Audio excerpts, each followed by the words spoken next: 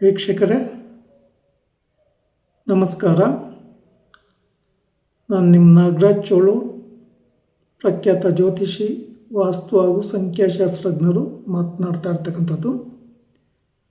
ವೀಕ್ಷಕರೇ, ಇವತ್ತಿನ ಸಂಚಿಕೆಯಲ್ಲಿ ನಿಮಗೇನಾದರೂ ಜ್ಯೋತಿಷ್ಯ ವಿಚಾರ ತಿಳ್ಕೋಬೇಕು, ಕಲಿಬೇಕು ಅಂತಕ್ಕಂಥ ಅಭಿಲಾಷೆ ಇದ್ದವರಿಗೆ ಕೆಲವೊಂದು ಪುಸ್ತಕ ಅಂಗಡಿಗಳಲ್ಲಿ ಸಾವಿರಾರು ಜ್ಯೋತಿಷ್ಯದ ಗ್ರಂಥಗಳು ಸಿಗ್ತವೆ.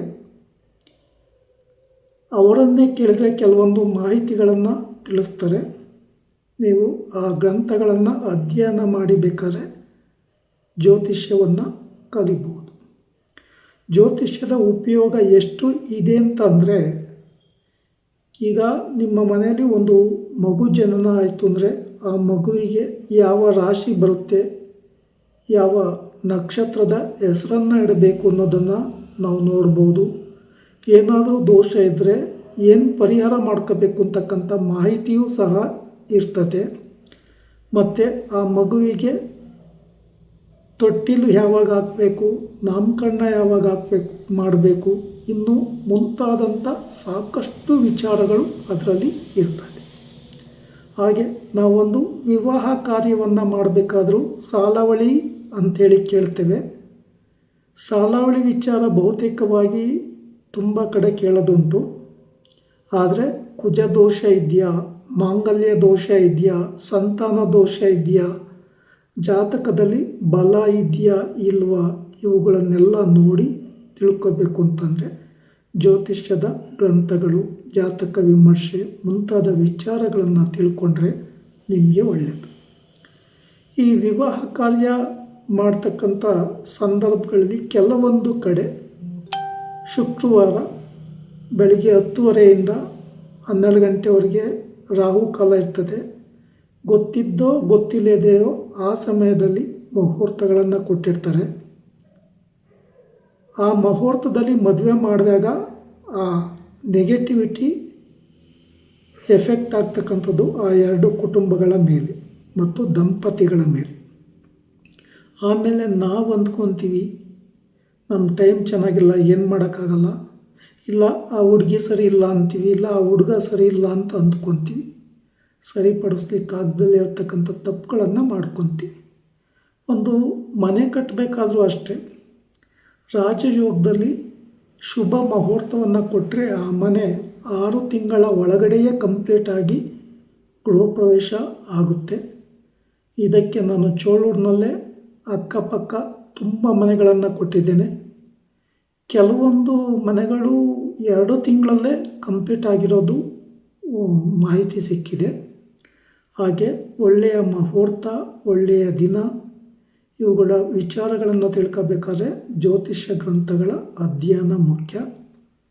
ನಮ್ಮ ಜೀವನದಲ್ಲಿ ಏನೇ ಸಮಸ್ಯೆಗಳು ಕಂಡುಬಂದರೂ ಸಹ ಅದಕ್ಕೆ ಪರಿಹಾರದ ದಾರಿ ಮಾರ್ಗವನ್ನು ಜ್ಯೋತಿಷ್ಯ ಗ್ರಂಥಗಳಲ್ಲಿ ನಾವು ತಿಳಿದುಕೊಳ್ಳಲಿಕ್ಕೆ ಸಾಧ್ಯತೆ ಇದೆ.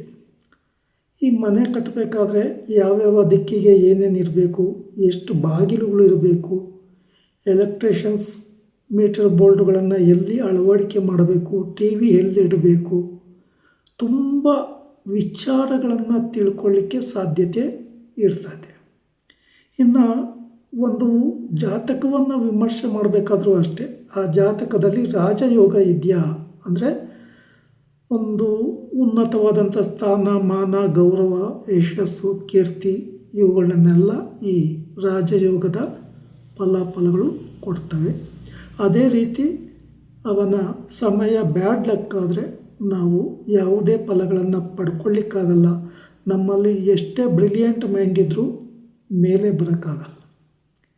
ಇನ್ನು ಅದೇ ರೀತಿ ಈ 7.5 ಶನಿ ದೋಷ, ಅಷ್ಟಮ ಶನಿ ದೋಷ, ಪಂಚಮ ಶನಿ ದೋಷ, ಅರ್ಧ ಪಂಚಮ ಶನಿ ದೋಷ ಇದ್ದಾಗ ಮನುಷ್ಯ ಯಾವ ರೀತಿಯ ಕಷ್ಟ ನಷ್ಟಕ್ಕೆ ಒಳಗಾಗ್ತಾನೆ, ಆ ಸಂದರ್ಭಗಳಲ್ಲಿ ನಾವು ಏನೆಲ್ಲ ಪರಿಹಾರ ಮಾಡ್ಕೋಬೇಕು, ಏನೆಲ್ಲ ಎಚ್ಚರಿಕೆ ವಹಿಸಬೇಕು ಅಂತಕ್ಕಂಥ ಮಾಹಿತಿಗಳು ಸಹ ನಮಗೆ ಗೊತ್ತಾಗುತ್ತೆ.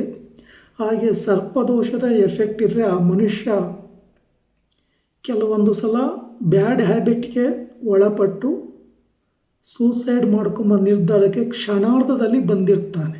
ಅಷ್ಟು ಪವರ್ಫುಲ್ ಸರ್ಪದೋಷ.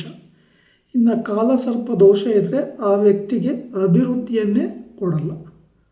ಆ ಕಾರಣದಿಂದಾಗಿ ಜ್ಯೋತಿಷ್ಯದ ಗ್ರಂಥಗಳ ಅಧ್ಯಯನ ಮಾಡಿದರೆ ನಿಮಗೆ ಎಲ್ಲ ವಿಚಾರಗಳು, ಯಾವ ರತ್ನ ಧಾರಣೆ ಮಾಡ್ಬೋದು, ಯಾವ ರಾಶಿಯವರಿಗೆ ಯಾವ ದಿಕ್ಕುಗಳು ಶುಭಪ್ರದ, ಯಾವ್ಯಾವ ಹುದ್ದೆಗಳನ್ನು ಮಾಡ್ಬೋದು, ಈ ಥರ ಸಾಕಷ್ಟು ವಿಚಾರಗಳು ನಿಮಗೇ ಗೊತ್ತಾಗುತ್ತೆ. ನೀವು ಎಷ್ಟು ವಿಚಾರಗಳನ್ನು ತಿಳ್ಕೊತೀರೋ ಅಷ್ಟು ಸಹ ನಿಮಗೆ ಪಾಸಿಟಿವ್ ಆಗಿ ಇರ್ತದೆ. ಈಗ ನಾವು ಯಾವುದಾದ್ರೂ ಒಂದು ವೆಹಿಕಲ್ ತೆಗಿಬೇಕು ಅಂತ ಹೋಗ್ತೇವೆ.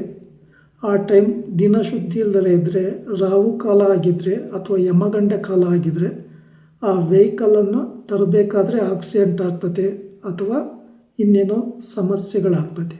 ಆ ಕಾರಣದಿಂದ ಜ್ಯೋತಿಷ್ಯ ಗ್ರಂಥಗಳ ಅಧ್ಯಯನ ಮಾಡಿ ನಿಮಗೆ ಎಷ್ಟು ಸಾಧ್ಯ ಆಗುತ್ತೋ ಅಷ್ಟು ಮಾಹಿತಿಗಳನ್ನು ತಿಳ್ಕೊಳ್ಳಿ.